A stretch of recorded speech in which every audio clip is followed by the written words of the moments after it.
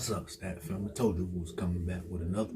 We got Larry Bird, rookie spectacles, force an NBA team to quit and change the NBA forever. This is a live reaction. Make sure you hit that like button, hit that sub button, and comment below. Let get it.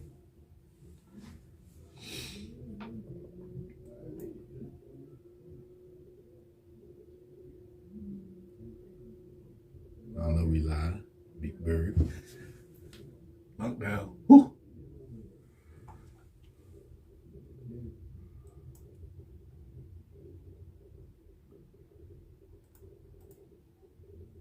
The great Larry Bird just turned 67. The amount of regular season games won for the all-time great 1986 Celtics, no sweeter feeling for the franchise to capture championship Sweet 16. Still considered by many the greatest NBA team ever assembled, Larry Joe Bird at his absolute apex, arguably one of the three best prime the game of basketball's ever seen, still doesn't get talked about enough for his greatness, despite the accomplishments, accolades, the way he elevated the game to new heights. Aside from his clutch shot making, all-around excellence, insane IQ, and relentless work ethic, his legendary trash talk stands out amongst the best of any competitive athlete sports has ever seen. From destroying his opponents with his words before things even happened, Larry constantly predicted the future, leaving everyone speechless, being retired for 31 years and counting.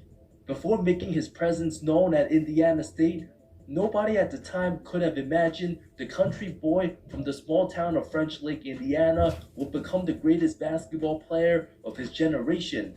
Years before he stepped foot in the prestigious Boston Garden, the 17-year-old received a scholarship to play under Indiana Hoosiers coach Bobby Knight in 1974.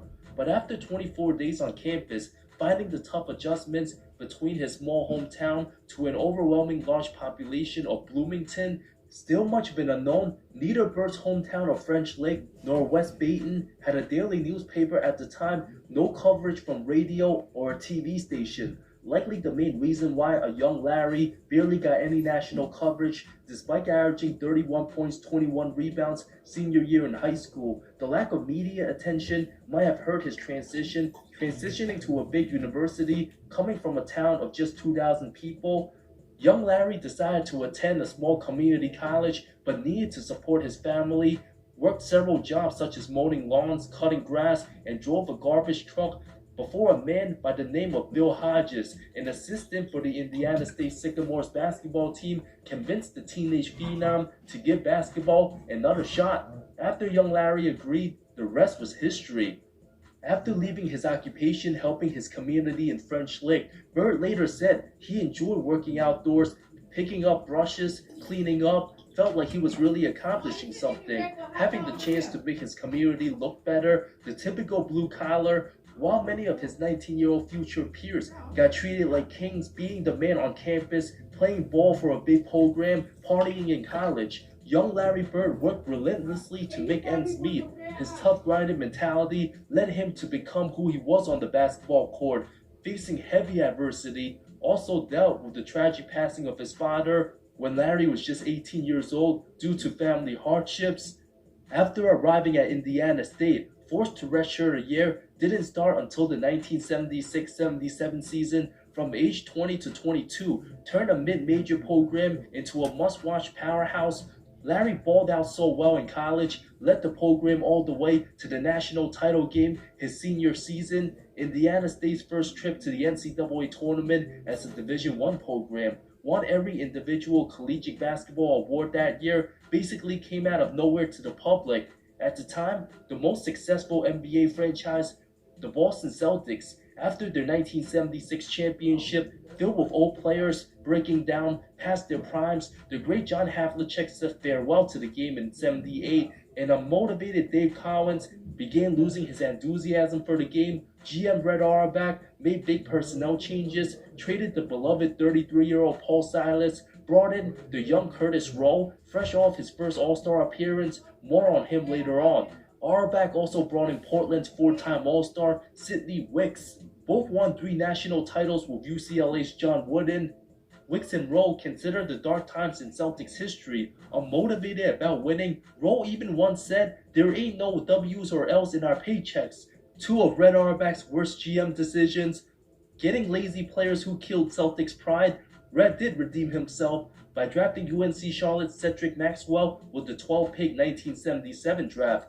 The 78 season, Boston finished just 32 wins, the fewest since the pre-Auerbach era. Having the 6th pick in the draft, Larry still a year of college eligibility, but draft eligible, already having spent 4 years in college.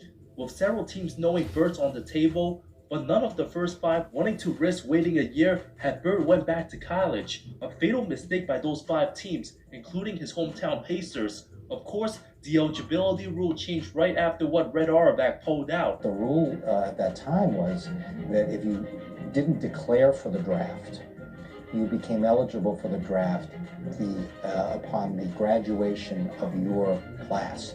You didn't have to graduate. Most people did not want to make that pick because you have nothing for a year, and then if you don't sign him, he goes back into the draft. So it was a gamble. Red thought he could talk the guy into it.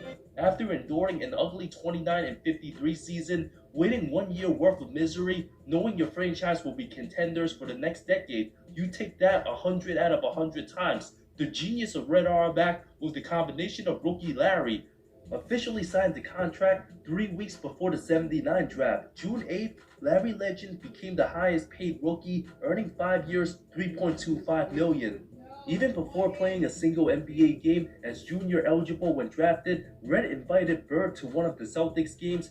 Celtic players infuriated by the welcoming of their next big star. He came to a game, and everybody started standing up clapping, and I'm thinking like, what the hell is going on here?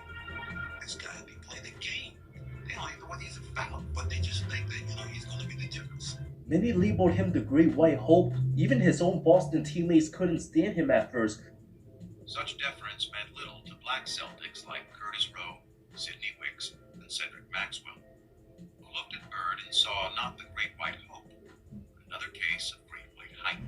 Believed he was overhyped, didn't understand why a white guy who couldn't jump, considered slow and unathletic, was possibly going to dominate the best basketball league in the world, when the best players mostly black. I think that you would say that most black players at the time were racist, in the sense that we did not think that you could find a white guy who could play better than any black guy.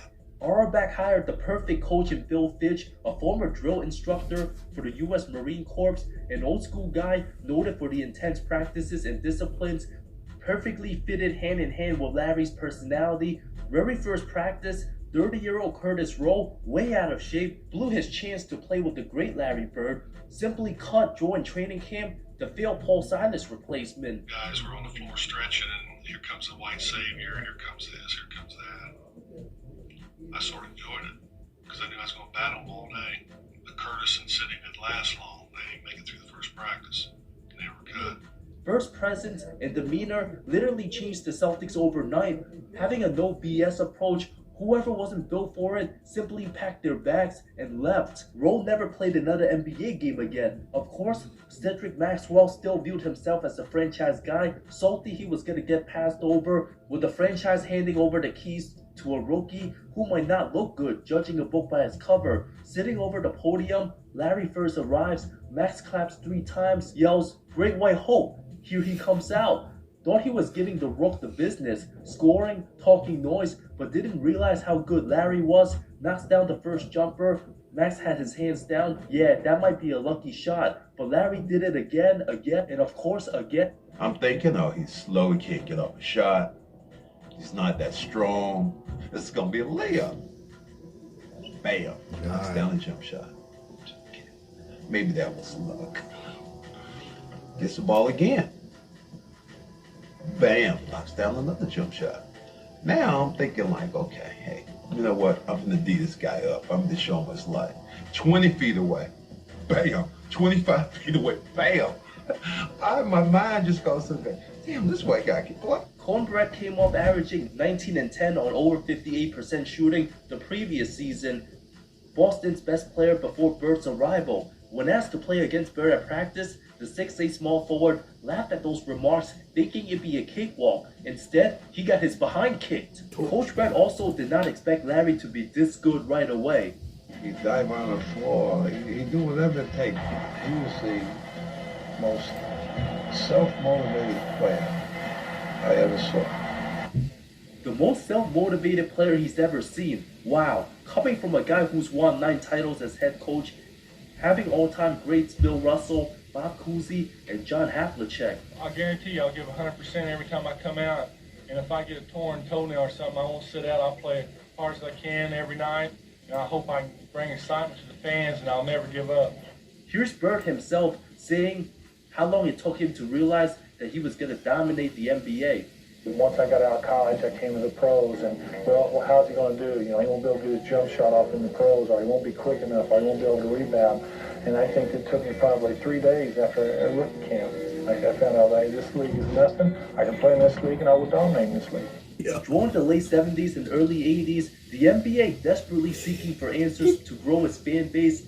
It was supposed to be Bill Walton's Blazers, the next dynasty, but with all the injuries taking a toll on his career, leading to a Washington Bullets Seattle Sonics finals 2 straight years, abysmal ratings, bad viewership, a league perceived by many as a group of entitled athletes who did drugs, the NBA was in serious jeopardy until Larry Bird and his greatest rival, Magic Johnson, started out together. 2 polar opposite personalities, Magic playing for the historic Lakers, combined with Larry's intense style of play, captured the hearts of millions.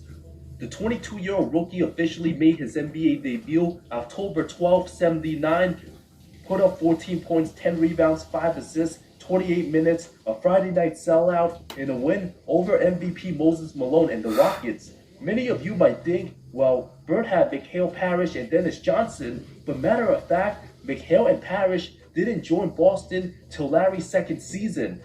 Before Larry even played a game in the NBA, the 22-year-old was asked to write down how many wins he thinks his team will finish. Of course, aiming high, the hopeful Bird wrote down 47 wins. Coach Fitch thought his rookie overly confident. If Boston was to even finish above 500, many fans would have been drilled. But Larry even outdone himself. It was all Bird by himself. Who led the single greatest season turnaround in NBA history, at the time transforming the second worst team in the league to a league best 61 wins. One of the craziest stats of them all, absolutely staggering. Larry's unselfish style of play and Smart's rejuvenated vets Dave Cowens and Nate Archibald. One of Larry's best performances as a rookie came in a blowout win over the Clippers, a standout moment where he embarrassed Jellybean Joe Bryant with a fake pass behind him, made him look away before pulling back, draining the baseline jumper, finished with 36 on San Diego. Despite all the success, it's an absolute travesty. Rookie Bird wasn't even voted a starter to the All-Star team. For the East Forwards, it was Julius Erving and a guy named John Drew selected above Bird, while the smiling, media-friendly Magic Johnson voted in as a starter. But the cold-blooded Bird stole the show in overtime, drained a 22-footer, then switched the 3 from almost the same spot. Keep in mind, this was also the first season of the three-point line. Later grabbed the board late OT, a gorgeous pass to Moses, who missed, but the rookie hustled down court, showing the incredible reflexes, court vision, and creativity. A nasty look-away left-handed dime to teammate George Gervin. Under the basket, that clinched the win. Even announcer Brett Musburger couldn't believe his eyes. When 32-year-old teammate Pete Maravich tried to give rookie Larry some advice, we're talking about a future Hall of Famer, one of the best all-around offensive players of the 70s, fresh off 3 straight All-Star appearances. Cornbread recalls this savage story of the 2 legends. Pete Maravich and Larry Bird. Pete Maravich is pass ball to Larry. Piece of man goes down and double teams Larry. Larry puts up a tough shot, and timeout's called. And we come to timeout, and Pete Maravich looks up, and Larry says, Larry, they're double teaming you, man. You can't force up those kind of shots. And Larry looks up and goes, if you're really damn good, they wouldn't be double teaming me. This is one Hall of Fame to another one. I was in shock. Absolutely legendary to call out a great who who averaged 44 points in college without the three-point line. The fearless rookie Bird always talked the talk and walked the walk. Maravich would then retire from basketball after a brief time in Boston. Of course, most often or not, every rookie's gonna get hazed at some point. It's just part of the business. Whether it's J.G. Redick getting duct taped to a chair, Hedo Turkoglu contemplating on peeing on him, or Magic Johnson delivering newspapers every morning to Kareem as seen in Winning Time, Jeff Jenkins, a former teammate of Bird's for just Larry's rookie season, told The Athletic, "I'll never forget our first road trip. The rookie stood in front of all of the guys on the bus and said, 'I want you guys to know I'm never going to get you any water and I'm never going to carry one bag ever.' And he never did." If there's ever only one rookie to stand up to his team and say those things like that, the first answer most people would guess, of course, would be Larry Bird. Proceeded to play all 82 games, averaged over 21 and 10, 4.5 assists, 1.7 steals, and it wasn't just his numbers, but the hand-eye coordination, smarts, hustle, made all his teammates better, playing an unselfish style of winning basketball, earned him Rookie of the Year over rival Magic Johnson, 63-3 in first place votes, also finished 4th for MVP, behind Kareem, Dr. J, and George Gervin.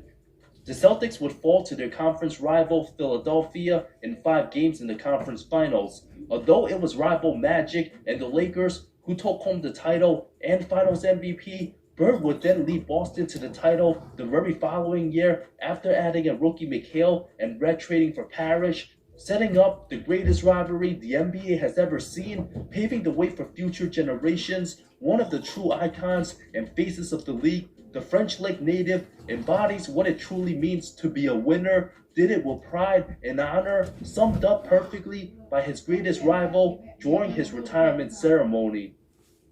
And Larry, there will never, ever, ever be another Larry Bird. Can't deny it.